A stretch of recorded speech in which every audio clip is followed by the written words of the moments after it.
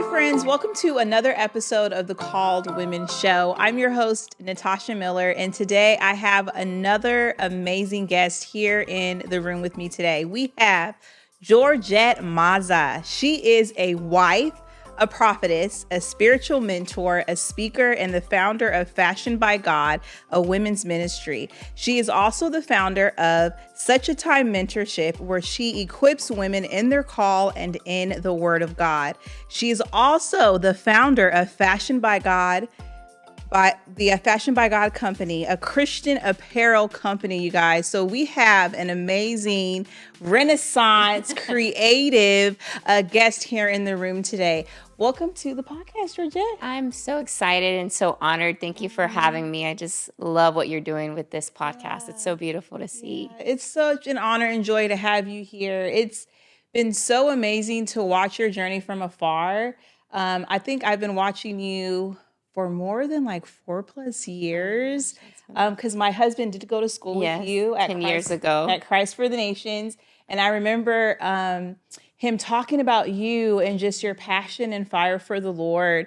And I had the honor of meeting you in person, I believe, like last year. Yes, finally. And yes, it was in the bathroom. It was really quick. But I just really knew that I wanted to have you on the show because I've always admired your heart for God, your heart for purpose, and your heart for women. So I'd love for you to just share even more a bit about you, because you've been through a lot of transition in the last year or so, and just kind of talk about what God has been stirring in your heart. So my name is Georgette. I have a ministry called Fashioned by God, and I just love instilling identity into the women. I just see there's so much potential in women. They have ideas, they have calling, but sometimes they doubt themselves. Sometimes they compare themselves. And so the Lord put in my heart 6 years ago to start this ministry and do Bible studies at home. And I was like, okay, we I was living with my dad and there was a space, and I said, okay, Lord, like I just know I needed to say yes. And women have come for these past 6 years, getting healed, getting restored. And so I grew up in the ministry. I grew up with my parents being in the ministry. And sometimes some ministers' kids leave from the ministry. Yeah, that's true. Because they see the bad side of it. But I've always had the passion. You know, I saw what the difference it would make when my parents would minister to people.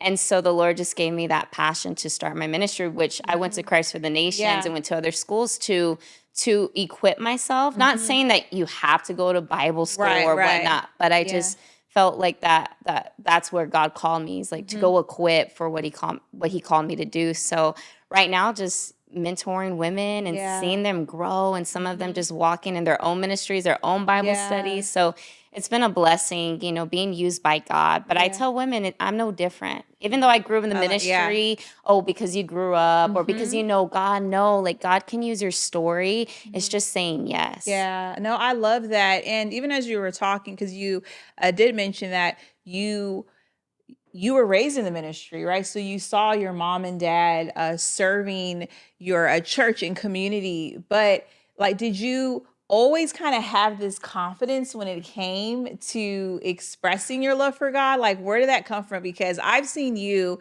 I believe you also are just so confident in God's gift in your life that you are willing to try new things to bring people into the kingdom of God, like your creativity and everything. So I just love to know, have you always been confident? And if not, can you share with the audience how you worked through some insecurities? So I'm blessed and grateful that my dad, and because of my dad and my mom, but something about my dad, they both gave me this confidence. Like they always pushed me. I was singing at 2 years old on stage. Like I was dancing. My parents always so the confidence was always there. I was a go-getter. Like my dad always would bring word to me, whatever you put your hands to do, it will prosper. So I took the word and believed it. I think as you begin to get older in your teen years and you start to get aware that there's other people doing what you're doing. And, I also like to lead worship. So I once, you would always sing, and then you start hearing people, they sound better and you're comparing yourself. So I've had those moments when it's like, well, am I good enough? Like, am I called to it? And, but I just believe when you're in God's presence, he reminds you, and he remind me, no, you're anointed. And the voice I've given you, just do that. You're called to a specific audience, you know? And so when I got a hold of his word, I've been running with it. And I truly believe God has given me this grace and confidence to show other women that, you know, you got to be confident in God. You know, if you're trying to find approval from somebody or trying to be a people pleaser, that can stop you, because we always want to, you know, please people. And that's where you lose confidence, because you put it in them, and people are like, well, I want to sing, or I want to start this, but what are people going to think? Or what are people going to say? And I'm like, you can't please people. Like, you got to be a God pleaser. And when your heart's right, because there's you know, some people are confident, but they're prideful. And you see that a lot. And I teach women, it's not about pride. It's a genuine like humbleness to saying, God, you can use me, being confident in that, but always giving him the credit and the glory. Yeah, no, that's so good, because I believe that just even as women, right, there are so many lies that are being spoken over us about who we are and what we should have our confidence in. And I know that your ministry is really hyper focused on helping women to become even just secure in their uniqueness, right? And with the unique gifts and talents. So I'd love for you to just kind of even share with women that you have mentored, or even just what you're seeing now in this generation when it comes to women. What are some of the struggles that they are having to walk through that maybe you didn't have to journey through when you were younger? So recently, I also mentor women one-on-one, and this woman went through a lot of trauma. You know, some of these women have gone through molestation, they've gone through trauma, they've gone through people not believing in them. And a certain woman just wanted to be mentored how to preach the gospel, just giving her 1, 2, 3 steps of, hey, I want to put a preaching together. But we end up unfolding to all these backtracks of things that she went through, and we found healing through that. So then once she began to minister, now she's confident. She goes, my life has changed. It has affected me. She's a mother. She's a wife. And so these women, it's a lot of trauma. It's a lot of people not believing in them. A lot of the things is, well, I'm ready. Some of them just honest truth, you know, I am a wife, I'm not a mother yet, but some of them feel like as a mother, they can't even do their goals anymore. And I'm like, wait, like, yes, like there's seasons and you'll always be a mother, but some of them, like I mentored a woman and she was doing Bible, she was just being a mother, doing paintings for Bibles, and I invited her to come sell her Bibles. She got connected. She helped me put my first conference together. And now her husband wasn't on fire for the Lord, but went to church. She's on fire for the Lord. She's preaching, she's prophesying, and her husband have a church. Like on fire for God. And she just saw herself, I'm just a mother, you know, I would want to do ministry, but she didn't find confidence. And it's just helping women just that they have a sound and a voice like Deborah's and Esther's and, you know, just leaving the past behind, understanding it's part of your story. Hi, friends. Okay, I know right now you are tuning into today's episode and it's so good, but I wanted to pop in here to let you know that there is a free coaching DNA quiz that is made available to you. Have you ever thought about going into life coaching and you don't really know what type of coach you would actually be? Well, the Called Women team has created a DNA quiz to help you discover your coaching DNA style. You can simply go to www.calledwomen.com/DNA quiz, put in your information, answer a few questions, and your results are going to be sent into your inbox. You guys, check it out. Yes. And that's something that I think is really important, is that we need to get back to sharing our real stories and our real testimonies, right? Because I think that especially with social media now and just in our society today, it's very much like you only want to show the highlight reel and you don't want to truly be able to look at your pain and how it's taking you to where you are now. And even me personally, like, I've been in ministry a long time. I've been serving God a long time. I love God. I went through the season too of just, okay, God, how do I manage this God dream you've placed in me, as well as managing even the better dream that you're giving me through these children and through raising a family. But I always come back to that place of like, okay, what is the story that God is wanting to tell from my life? And I just would love for you to even just talk about even just your testimony, right? Because the thing is too, sis, is that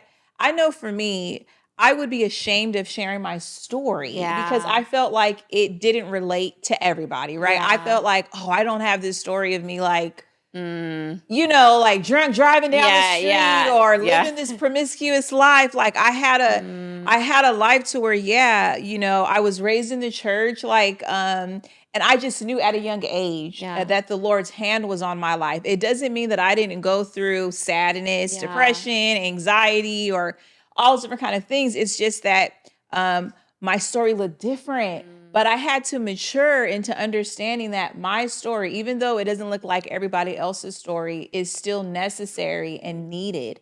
So just even your testimony, like when you're talking to women and they look at you and they're like, Georgette, like you just look like you got it going on, because people will look at you and just be like, or even just myself, like she's accomplished this, she's done that. What is it that you tell them? You know, recently I felt like growing up, you know, the Lord's allowing me to share more of the story. I didn't go through a crazy, you know, life either, where it's like I chose this and this because I really learned in my life the fear of the Lord. Yeah. And but I think if it's anything where I first found my identity other than God as I grew up was in guys. Yeah. I just always wanted to be with a guy. Yeah. I always wanted to hang with a guy. And I noticed and I began to see myself as I started unfold. It's like if I wasn't with a guy or if I wasn't dating someone, if I wasn't talking to someone, like I wasn't happy or was, you know, and so I felt like I found trying to find my approval from them. Yeah. Trying to, you know, find my acceptance from them. And so I would find myself in relationships. I wasn't like, there wouldn't be boyfriends because I just think God wouldn't. I had a boyfriend. I tried to find my identity in him. Yeah. It didn't work out. But I felt like God would never allow me to actually get in these relationships as much as I've tried. Yeah. I did the same thing. I really like, God, why you holding out? I was so desperate, y'all. We was in like a Taco Bell restaurant, and there was this guy that I thought was cute, and I literally hollered at him. I screamed at him, like chased him down, and I was like, "What am I doing? Girl, I don't know." And I look back and I'm like, that's when you just not waiting on God. But still, it was just his protection, right? But still, you know, we're still as children. Yes. You're going to make stupid decisions, you know what I'm saying? But yeah, go ahead. No, I understand. You're like, I think I did that one time at Six Flags. Like, that is not even in my character anymore. God is like, what is she doing? I'm going to protect you for this. He just drove off. I was like, Lord, what am I doing? No, I mean, and so I think that's where, you know, I would lose myself sometimes until like I began to understand, you know what?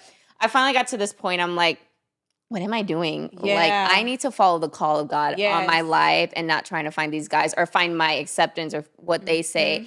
And I got to the point and I was like, okay, Lord, I'm going to give this to you, my acceptance, me trying to find, you know, I think fulfilling a void, meaning like I just love being around someone. Yes. I'm that person. Yeah. Some people are like, I like time to myself. Yeah. You know, I'm good. I'm like, I just want to be with someone. I want to talk to someone. I hang with someone. But, you know, I just, once then, that's when God brought in the man in my life. When I finally let it go and be like, I surrender this. This is not what I'm going to be chasing. Yeah. I'm going to follow you. I'm going to follow the call and the purpose. And that's where I found like my freedom and my identity and my confidence. So, you know, there's that as well as, you know, my parents were married for 30 years. I don't know if people do know this, but they were married for 30 years in ministry. My mom was my role model, everything. And so when I was age 22, going to Christ for the Nations, my mom left us. And she just decided to, you know, I think it was like I raised my kids. They got married young. And so it was tough for me, my dad. It felt like it was the hardest moment for both of us. I haven't left Christ for the Nations. And so a lot of people don't know, or maybe they do, but it really, there in those moments, it's like when you're best friend and you're like, what happened, you know? And of course, every marriage has its thing. It's on both ends. But for her to just like leave and take off and see like my dad go through so much, and I started traveling. Yeah. What's interesting in this situation is that most people, they question God. Yeah. Most people leave God. Most people get mad at God, or most people leave their calling. Yeah. And I just want to encourage those. That was actually the moment where I stepped in my calling. Yeah. When she left, you know, I had a conversation with God. I said, God, if she comes back, you're faithful. Yeah. And if she doesn't come back, you're still faithful. Yeah. And it was really me. It's just me, between me and the Lord. I started to just have worship times, me and the piano with God. And I took those moments to express, instead of, for me getting into depression, I just allowed my worship to break me out of the sadness or whatnot. But me and my dad went to Mexico for healing. He ministers down there, and that door started opening. I was 22 years old and ministering and getting invited and singing. And I mean, God opening these big doors. And instead of leaving God, it's when I actually stepped into my call. When I went through the hardest thing in my life. Wow. That's powerful, Georgette. I did not know that about your mother, but just to see, even hearing you speak, it reminds me of just the investment that your parents made in you, you know, as a young child, of knowing that even at 22, when that happened, like you said, you could have just left God, got mad, got bitter, you know, but you had enough in you, right, to be able to know, okay, God, this is not just, it's her decision, God, and she's your daughter, and I'm going to continue to move forward and embrace what you have for me, because that's just beautiful. Because I was just recently listening to a podcast about just even the impact of mothers and mother wounds, right? Like, and I think too of like, just even nowadays too with women, because of just what we're told. And I'll be honest too, girl, like I remember when Jamal and I were going through a very tedious time in our marriage, and we had 2 little ones. Like life was just really chaotic. Business was booming, but my soul was dying, you know.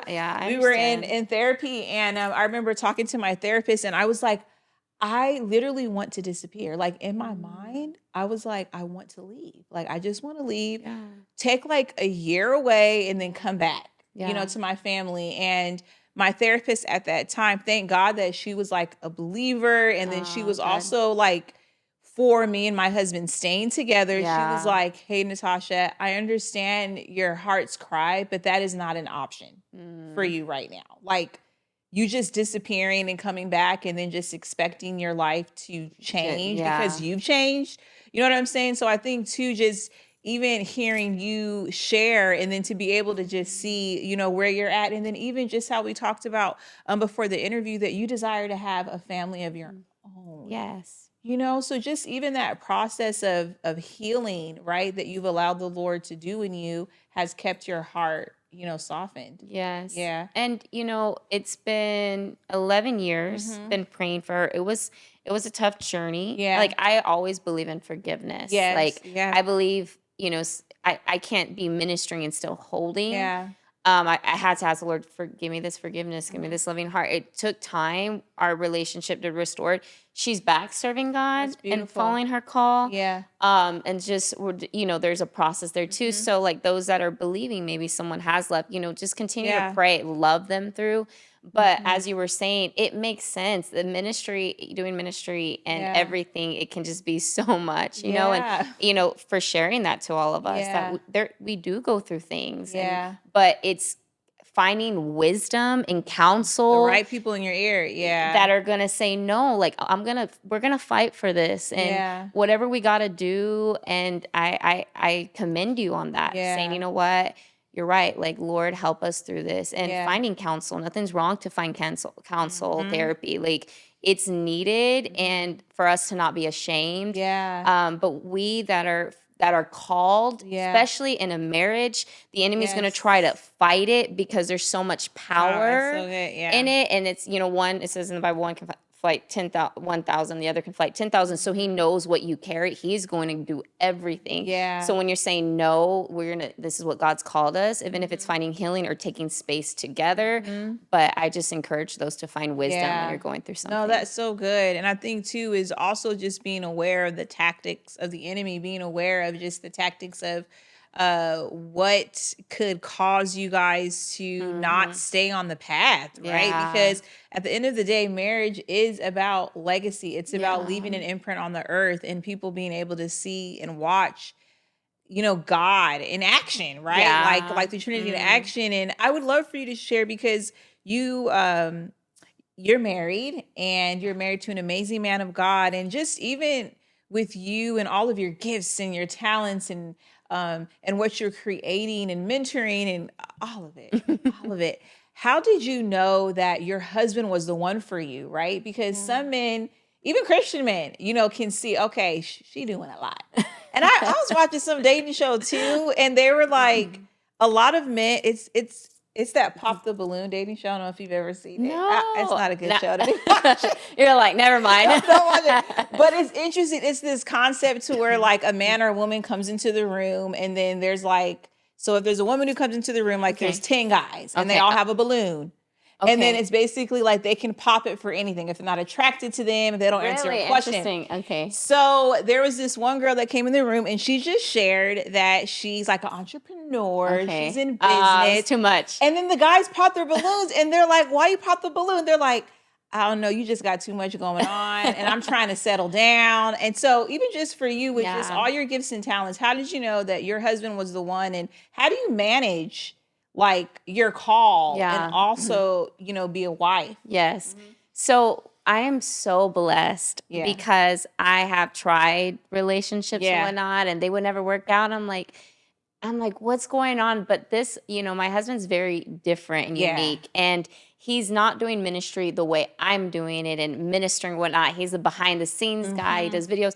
But one thing I love about him is he's truly confident in himself in a humility way, like very humble, that he supports me. Like he's actually, there's times where I'll maybe be lazy or maybe I'm like and he's like, what are you doing? Like, because I have my brand, I have stuff. He pushes me to, he just sent me a message yesterday, like a reel. It's just like, this is just to remind you that I'm proud of everything you've accomplished. Like he finds joy seeing God, the accomplishments through God.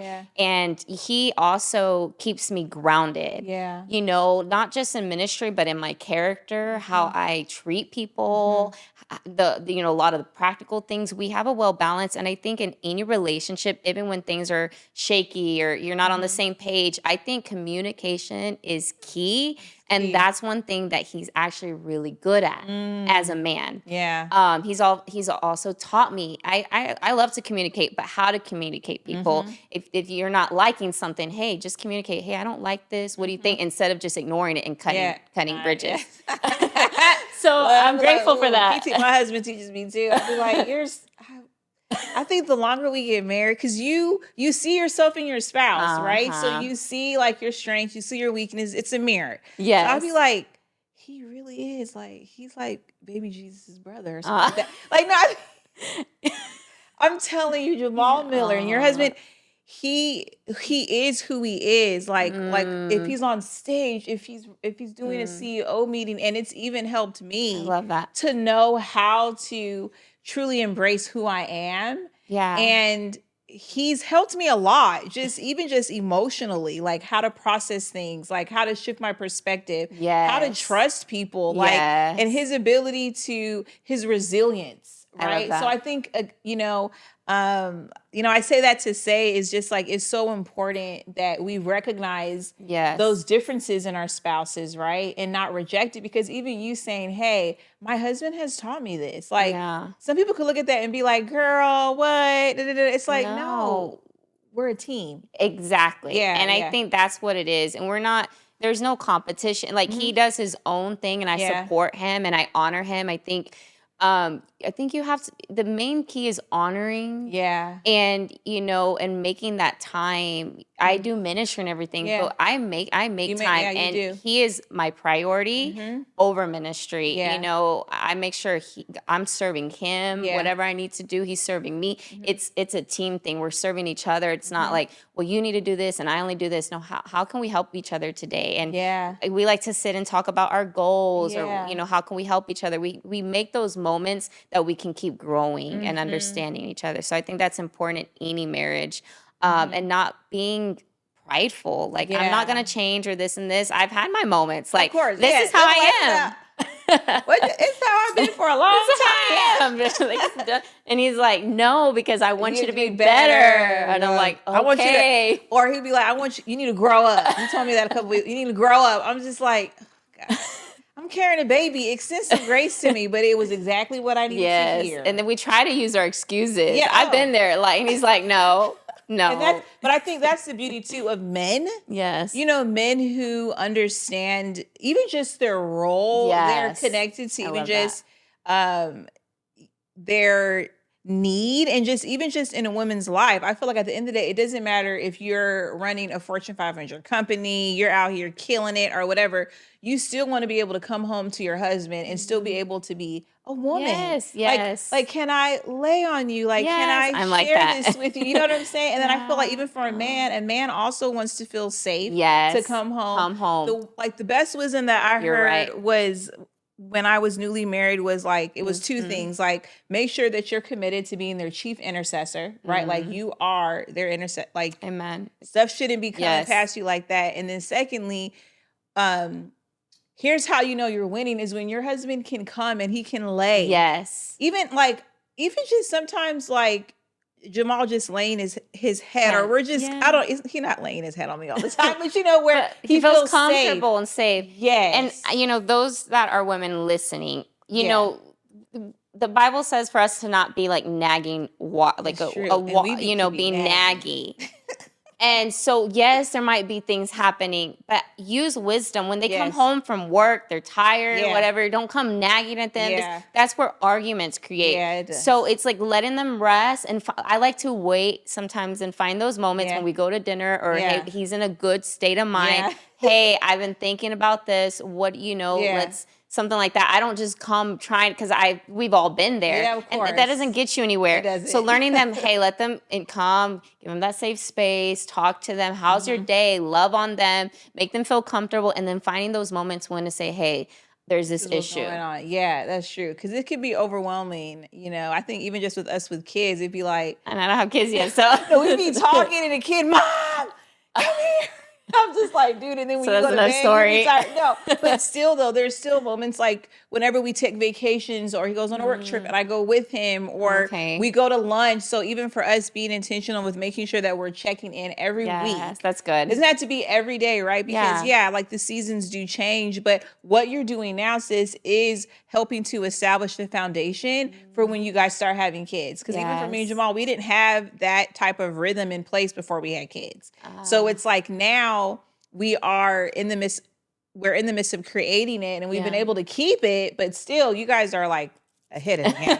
They're ahead of the game. I love it. I eventually would kind of want to have a podcast with him sometime. I don't know. I just love it. I just want to encourage people. I love that. Yeah. And then no marriage is perfect, Of course. But I'm grateful. You got to establish those healthy. Exactly. Yeah. And I think too, people want to see, like, they enjoy following the journey of people and just watching them work through conflict, watch just real authentic stuff. That's what we need right now. We do. Georgette, I would love for you to just even share, how can people stay in contact with you? Because you have a lot of wonderful things going on. We're going to make sure to list all of her links in the show notes.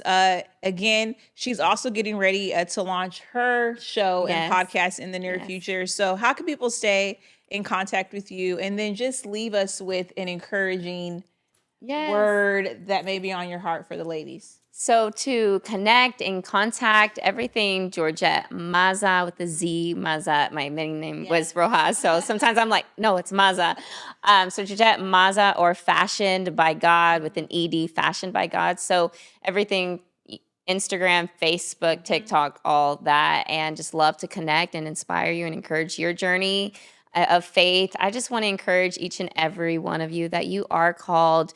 Don't let the opinions of people, don't let self-doubt, don't let your circumstances, your trauma, your situation, like God says that every day is a day of new mercies. He wants to open doors of opportunity. He wants to favor you. And it's just grabbing what you have. Sometimes we look and we're like, well, I mean, I'm not her. I'm not doing it. Like, I don't have that fault. It doesn't matter.